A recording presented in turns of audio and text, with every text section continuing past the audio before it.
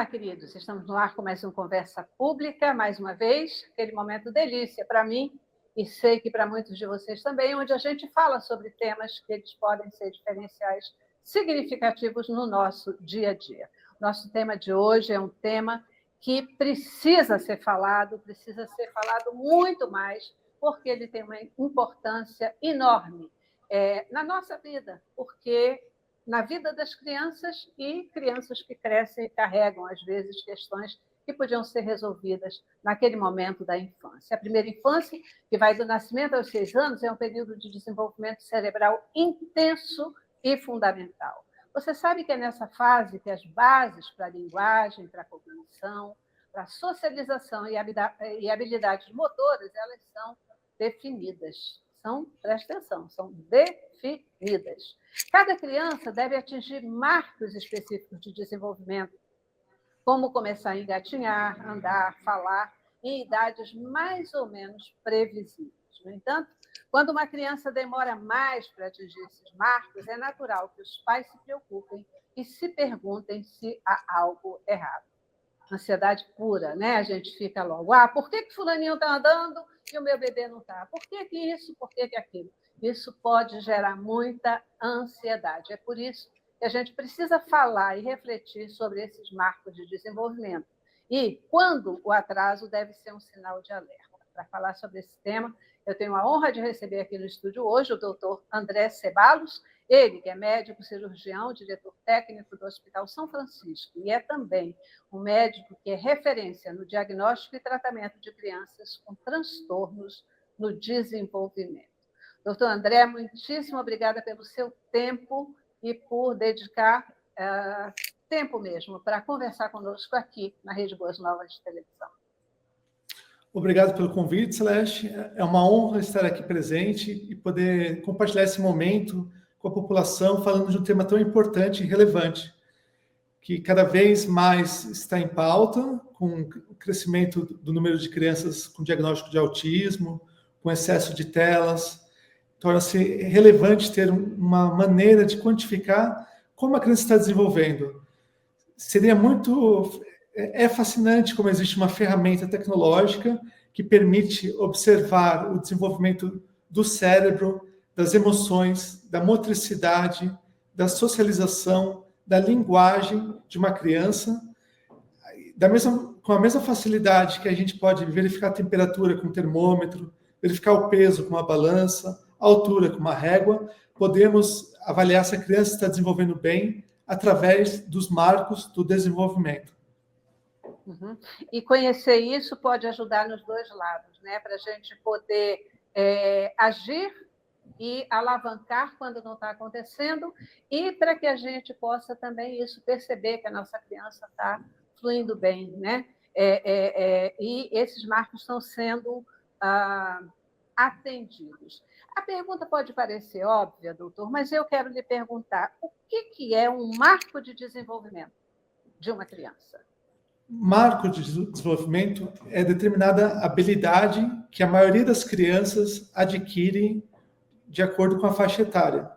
Foi feito um estudo com milhares de crianças pelo psicólogo e pediatra Arnold Gessel, no século XX, que percebeu que certas habilidades deveriam aparecer em cada criança e, quando não apareciam, indicava a probabilidade de existir alguma afecção, alguma doença ou alguma condição que não permitia essa criança desenvolver plenamente.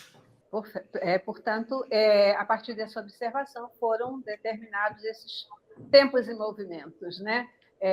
Em relação à criança. E quais são os marcos esses marcos de desenvolvimento, o que se espera, né, nesse processo do desenvolvimento da criança?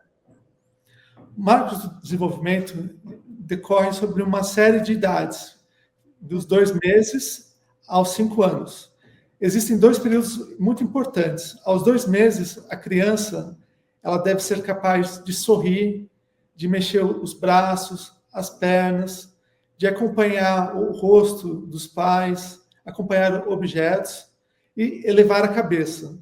Isso deve ser observado em toda criança. Caso contrário, é feito um sinal de alerta, que devemos investigar com maior atenção.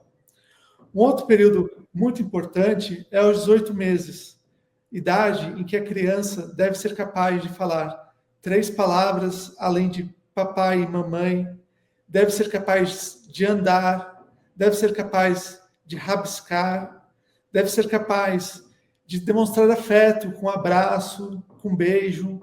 Então, é um período muito relevante que temos que ter muita atenção. Como que a família ela deve se comportar diante disso? Porque eu até já falei antes um pouquinho, né? Mas é assim, são coisas que geram alguma ansiedade, né? Poxa vida, minha criança não está falando, fulano já fala tanto, mas o meu bebê não fala, minha criança ainda não fala. A gente está falando aqui de afetividade, de fala, de conhecimento, né, de reações específicas da criança. Quando a criança não apresenta esses marcos, né, ou esses comportamentos dentro dos tempos esperados, isso já é um sinal de atraso? É um sinal de preocupação, mas não de desespero. Deve ser investigado com calma, mas agir é importante. O primeiro passo é conversar com o pediatra, falar das dúvidas, das preocupações, das observações. Além de envolver o pediatra, se a criança estiver na escola, também conversar com os professores para compreender sua relação no ambiente escolar. Então, o principal é ter calma, tranquilidade e agir de modo pensado, estratégico, para poder planejar melhor conduta para essa criança. Uhum. A gente estava comentando, né, na minha chamada inicial, até uma colocação de que é nessa fase, né, dessa primeira infância chamada, que essas habilidades elas efetivamente se desenvolvem e que elas são definidas.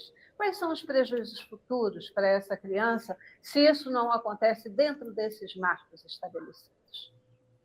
Quando perdemos a janela da plasticidade cerebral, período da primeira infância, onde é formado 90% do cérebro, temos prejuízos tanto cognitivos, como o déficit intelectual, que ocorre em 40% das crianças com 8 anos, quando tem o atraso no desenvolvimento. Temos déficit de atenção, autismo, dificuldades de coordenação motora, propiciando a criança a ter mais acidentes, problemas de autoestima, problemas na regulação emocional, socialização da criança na escola. Então, é uma cascata de problemas que, se a gente ignora a questão, perdemos a janela da plasticidade, perdemos um momento ótimo de agir, essa criança pode não desenvolver plenamente, não se tornar um adulto pleno. Um adulto que vai ter dificuldade de se manter no emprego, de ter relacionamentos, vai estar mais exposto a ter problemas psiquiátricos e emocionais. Então, é um problema muito relevante, não é só uma criança problemática, como antigamente era visto. Antigamente, a criança chegava na escola, tinha dificuldade de socialização, de aprender, e os professores taxavam como lenta, problemática, e recebiam um rótulo que estigmatizava essa criança.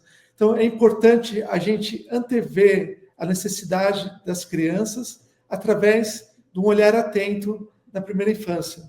E é muito simples, a gente não pode mistificar os marcos do desenvolvimento como uma ferramenta para neuropediatras, neurocientistas. Não, é uma ferramenta para pais, mães, avós, cuidadores, profissionais de creches, de escolas, de abrigos. Todos podem conhecer a ferramenta e atuar e agir. Não precisa esperar o problema acontecer. Estou conversando aqui com o doutor André Ceballos, né? O doutor André, além de médico neurocirurgião, ele é também uma referência no diagnóstico e tratamento de crianças com transtornos no desenvolvimento.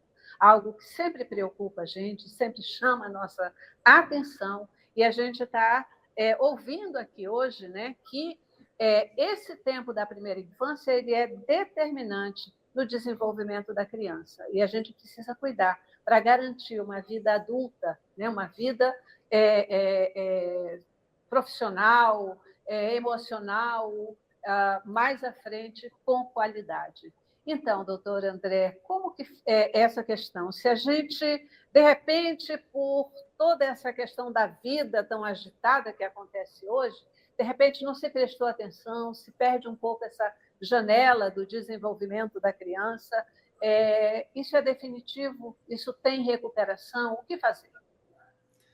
Pergunta muito interessante, muito relevante, porque a maioria dos diagnósticos é feito tardiamente na escola. E, apesar de perder o tempo ideal, existe momento, todo momento é momento para ação. Não podemos ficar presos na reflexão do passado, o que não foi feito.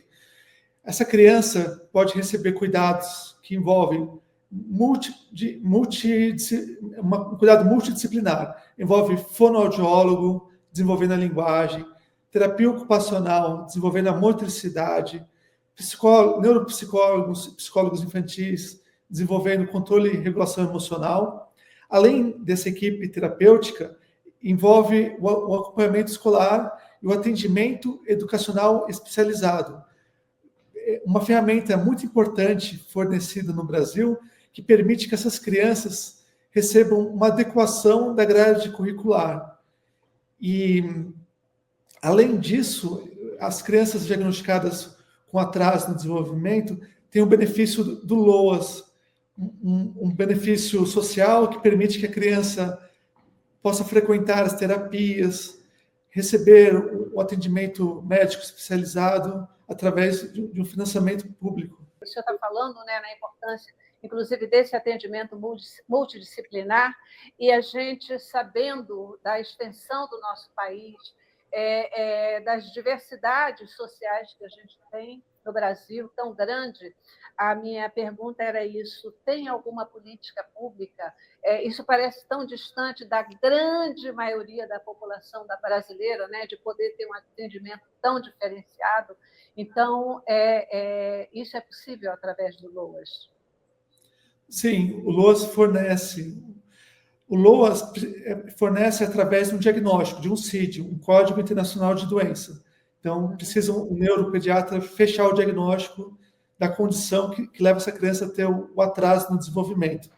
Mas o atendimento educacional especializado basta ter feito o diagnóstico pelo atraso. Não precisamos de um especialista para fechar o diagnóstico.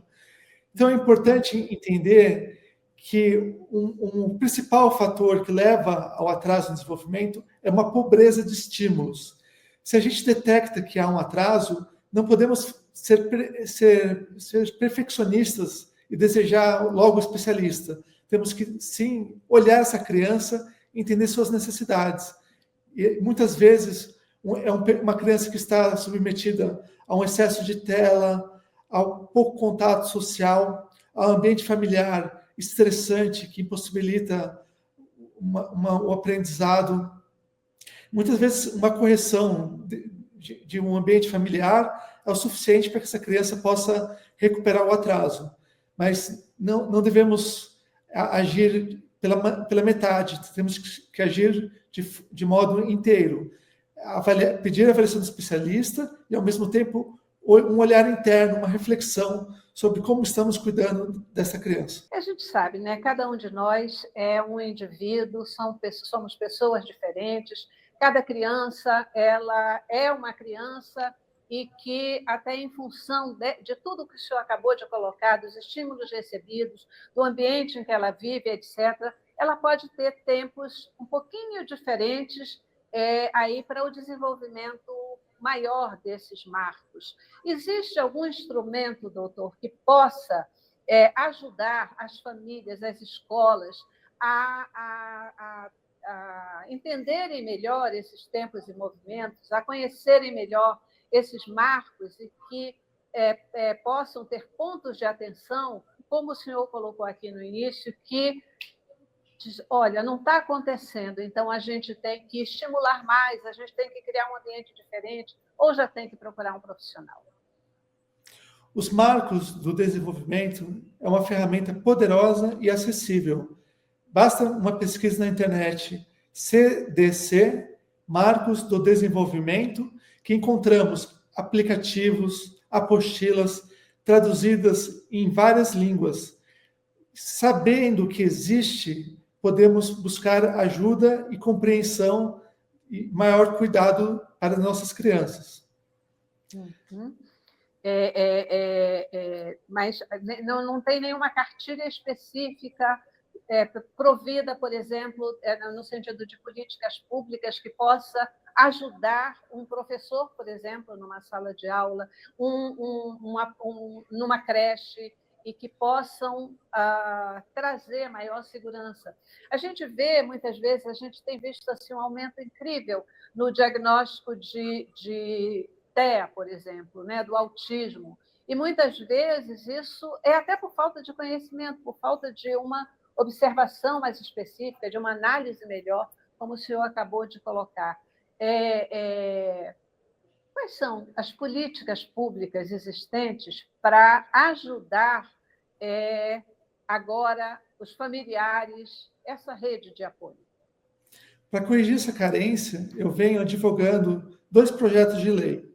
Um projeto de lei que visa tornar obrigatório a presença da cartilha em ambientes que atendem crianças vulneráveis, como abrigos, creches e escolas.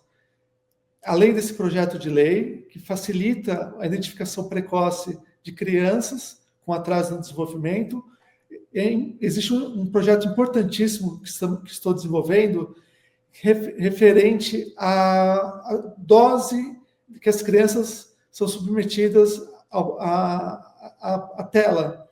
Não basta a gente saber a qualidade do que as crianças assistem, também temos que saber a dose que essas crianças podem assistir.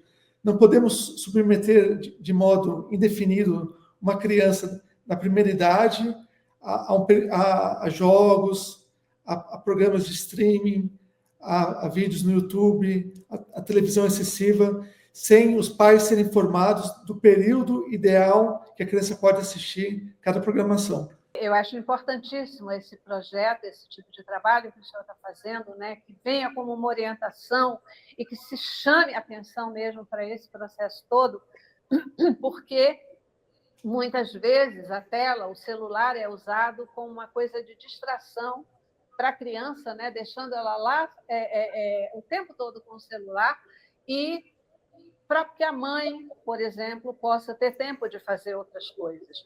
Só que cada mamãe, cada pessoa precisa ter a compreensão do quanto isso pode ser prejudicial para essa criança. Então, queridos, a gente falando aqui sobre marcos de desenvolvimento das crianças e também chamando a sua atenção, pedindo que você reflita quando o atraso deve ser sinal de alerta, né? Deve ser sinal de cuidado, para que a gente possa garantir uma vida e um desenvolvimento saudável para as nossas crianças. Doutor André, a gente estava conversando um pouquinho antes, né, sobre esses projetos de lei que o senhor está desenvolvendo, que o senhor está apresentando agora.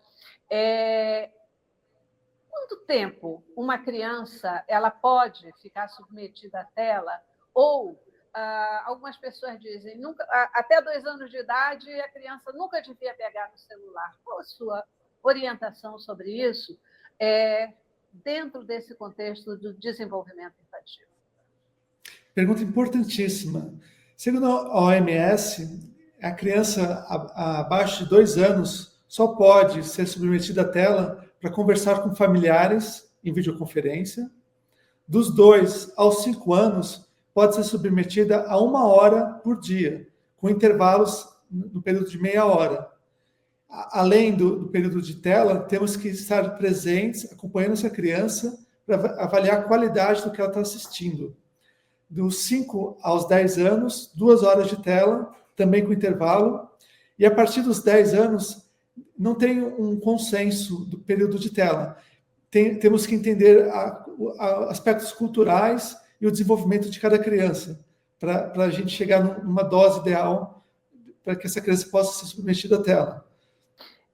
Como que o senhor vê a posição do Brasil nessa questão do olhar, do cuidado com as nossas crianças, no sentido de estabelecer esses marcos de desenvolvimento, de se cuidar desses marcos de desenvolvimento. O que precisa ainda ser feito? Infelizmente, ainda é visto como um tabu para neuropediatras, neuropsicólogos, neuropedagogos, neurocientistas, a avaliação dos marcos do desenvolvimento. Temos que simplificar, entender que é acessível para todos. Não temos que ser perfeccionistas e querer entender todos os critérios dos marcos do desenvolvimento, mas deve servir para ter uma compreensão de um panorama de como essa criança está evoluindo. Além de acompanharmos os marcos de como a criança está evoluindo, temos que estar atentos a regressões. Se a criança antes tinha um marco e perdeu esse marco, se ela está regredindo, também é muito importante estarmos atentos. Então, é uma ferramenta que tem que ser espalhada, divulgada e ser fácil, de fácil uso. Não é um bicho de 7 cabeças para neurocientistas. Uhum. A gente tem um tempo específico, né? A gente já está caminhando aqui para o final da nossa conversa. Eu nem gosto de chamar do nosso programa, mas da nossa conversa. E, assim, qual é o seu recado para o nosso telespectador? O que o senhor deixa aqui como ponto de atenção para que a gente possa, como país, como pais, como professores, como família, ter atenção para o desenvolvimento das nossas crianças? Temos que ter um olhar mais intencional para nossas crianças. Entender que o desenvolvimento social começa pelo desenvolvimento infantil. Isso é precioso, né? Porque às vezes a gente não dá muita atenção para a criança na fase inicial e acaba esquecendo que é nesse tempo que a gente está formando as bases do pensamento, do conhecimento, da perspicácia, né? Realmente do desenvolvimento da criança. Doutor André, muitíssimo obrigada pelo seu tempo e pela sua conversa aqui conosco na Rede Boas Novas, né? Acho que esse é um assunto realmente que merece a nossa atenção e a gente precisa falar e falar bem mais sobre ele. Que o seu projeto ele possa ser ouvido e desenvolvido pelos que precisam dar atenção a esse assunto, porque quando a gente tem uma política pública estabelecida, pelo menos isso vai servir de base e vai ter atenção também do nosso público, né? Muitíssimo obrigada, tá bom? Agradeço pelo seu tempo. Foi um prazer estar aqui. Obrigada a você também que participou conosco e até a próxima.